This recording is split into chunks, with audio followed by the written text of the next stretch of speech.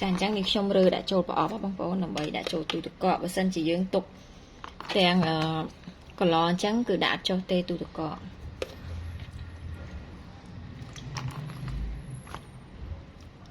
ហើយទុកបានយូរបងប្អូនចាជ្រក់ស្ពៃដែលយើងធ្វើទឹកអំបិលជ្រក់ទឹកអំបិលគឺយើងទុកទូទឹកកកបានយូរនិយាយទៅទុកកាន់តែយូរកាន់តែឆ្ងាញ់បើសិនជាយើងជ្រក់ទឹកកកគឺយើងទុកអត់សូវបានយូរដោយសារទឹកកកឆាប់ជូរបងប្អូនចា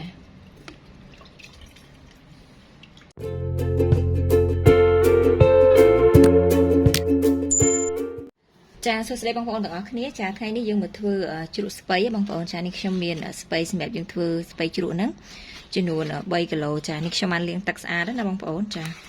ហើយស្ពៃនេះគឺនេះខ្ញុំអត់ស្រោះទេគឺនេះខ្ញុំយកមកហាលដោយសារវាបើកថ្ងៃល្អបើសិនជាបងប្អូនអត់ចង់ចំណាយពេលហាលថ្ងៃទេបងប្អូនអាចស្រោះទឹកក្តៅបានចាអញ្ចឹងបន្តមកទៀតនេះខ្ញុំចាប់ផ្ដើមយកស្ពៃទៅដាក់ហាលចាបន្តមកបងប្អូនដាក់កញ្ឆេងក៏បានចង្អេរក៏បានដែរចាយើងហាលឲ្យឆាប់ស្ងួតណាបងប្អូនចាឬក៏បងប្អូនចងខ្សែដើម្បីពយួរក៏បានដែរចាយើងហាលមកសពប់បងប្អូនចាបើសិនជាអត់ចង់ហាលឲ្យស្ងួតយើងហាលមកសពប់មកចាអញ្ចឹងនេះខ្ញុំបានដាក់ហាលរួចហើយបងប្អូនចានិយាយទៅគឺយើងអត់កំណត់ទេឲ្យវាយើងសពប់ចាំយើងប្រមូលទុកចាអញ្ចឹងចាំពេលយើងហាលស្ងួតចាំនេះខ្ញុំបន្តទៀតចាបងប្អូនឥឡូវនេះស្ពៃរបស់យើងគឺសពប់ហើយចានេះដោយសារអស់ថ្ងៃដែរបងប្អូនចាបើសិនជាបងប្អូនចង់បន្តហាលឲ្យវាស្វិតជាងនឹងទៀតក៏បានដែរចាអញ្ចឹងបន្ទាប់មកនេះខ្ញុំចាប់ផ្ដើមប្រមូលដាក់នៅក្នុងកន្លបងប្អូនចានេះខ្ញុំបត់ស្ពៃនឹងជា2មកបងប្អូនចាគឺយើងធ្វើបែបហ្នឹងដើម្បីដាក់ចាអញ្ចឹងបន្ទាប់មកនេះខ្ញុំចាប់ផ្ដើមដាក់ចូលនៅក្នុងកន្លបងប្អូន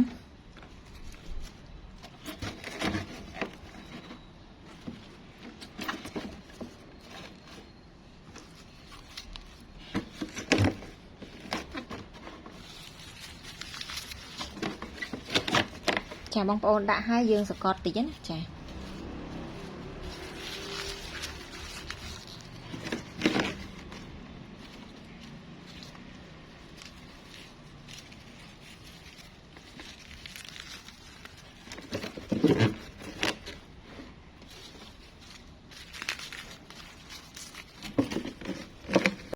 ចាបងប្អូននេះខ្ញុំបានដាក់ស្ពៃចូលកន្លរួចអស់ហើយចាបន្ទាប់មកយើងទៅធ្វើទឹកជ្រក់ចាអញ្ចឹងបន្តមកទៀតនេះខ្ញុំចាប់ផ្ដើមដាក់ដាំទឹកអំបិលបងប្អូនចាសម្រាប់ទឹកនេះខ្ញុំដាក់ចំនួន3លីត្រកន្លះចាបន្តមកទៀតនេះខ្ញុំដាក់អំបិលចូលសម្រាប់អំបិលវិញគឺនេះខ្ញុំដាក់ចំនួន4ស្លាបព្រាបាយបងប្អូនចាយើងដាក់ហៀអញ្ចឹងមកចាបន្តមកយើងចាប់ផ្ដើមកូរអំបិលឲ្យវាសិនសម្រាប់អំបិលវិញបងប្អូនប្រើជាអំបិលគ្រួសក៏បានដែរចានិយាយទៅអាស្រ័យទៅលើបងប្អូនមានណាចាបន្តមកនេះខ្ញុំចាប់ផ្ដើមបើកភ្លើង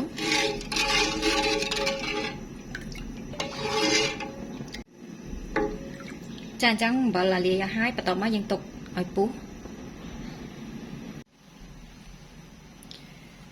ចាបងប្អូនឥឡូវនេះទឹកអំបិលពុះហើយចាបន្តមកនេះខ្ញុំបិទភ្លើង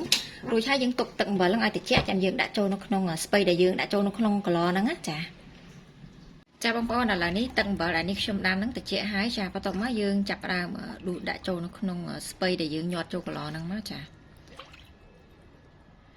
ទឹកនេះគឺនៅអ៊ុនៗនេះណាបងប្អូនចាអត់ទាន់ត្រជាក់ស្រាប់ទេនិយាយទៅអ៊ុនចាអញ្ចឹងនេះខ្ញុំលើកចាក់ហ្មងហើយបងប្អូនដាក់ធ្វើមិនឲ្យលិចស្ពៃបងប្អូនចាសម្រាប់ទឹកនេះគឺល្មមចានៅយើងសកត់ទៀតគឺល្មមតែម្ដង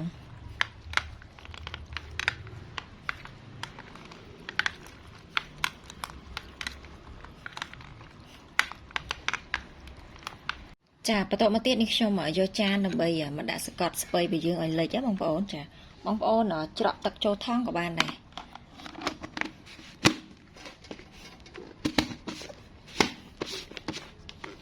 ចាគឺរួចរាល់ហើយបងប្អូនចាបន្ទាប់មកយើងទុករយៈពេល5ថ្ងៃចាបានស្ពៃយើងជូរចាអញ្ចឹងចាំ5ថ្ងៃក្រោយចាំនេះខ្ញុំបន្តវីដេអូទៀតបងប្អូនចា ចាសួស្តីបងប្អូនចានេះស្បៃជ្រក់ចាជ្រក់ស្បៃដែលនេះខ្ញុំទុករយៈពេល5ថ្ងៃឥឡូវនេះគឺគ្រប់5ថ្ងៃហើយបងប្អូនចានេះអូយក្លិនជូរឈ្ងុយមែនតើបងប្អូនចានេះចាមើលនេះខ្ញុំភ្លក់មើល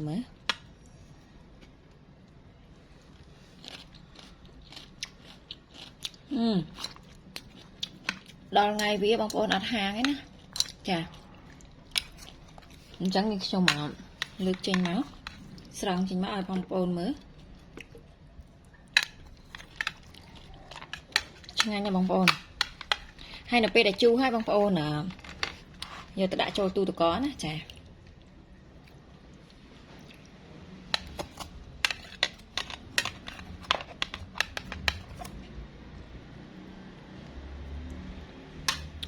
បងប្អូនចង់ឆាពោះតាន់ក៏បានឬក៏លាយធ្វើគៀនឆាយក៏បានដែរចានិយាយទៅឆ្ងាញ់ហ្មងចានេះបងប្អូនគ្រាន់តែលាយប៊ីចេងស្ករម្ទេសមកខ្ទឹមក្រហមខ្ទឹមសមកឆ្ងាញ់មែនតែនហ្មងចា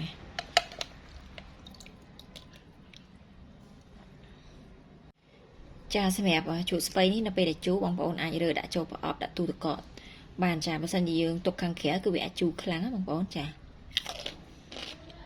ប៉ុន្តែជ្រក់ស្ពៃនេះបងប្អូនធ្វើដល់ថ្ងៃ10ខួបវាគឺឆ្ងាញ់អត់ហាងទេបើសិនជាធ្វើទុក2 3ថ្ងៃវាអាចហាងបដូរនេះប៉ុន្តែបងប្អូនទុកដូចនាងខ្ញុំគឺអត់ហាងហើយឆ្ងាញ់ណា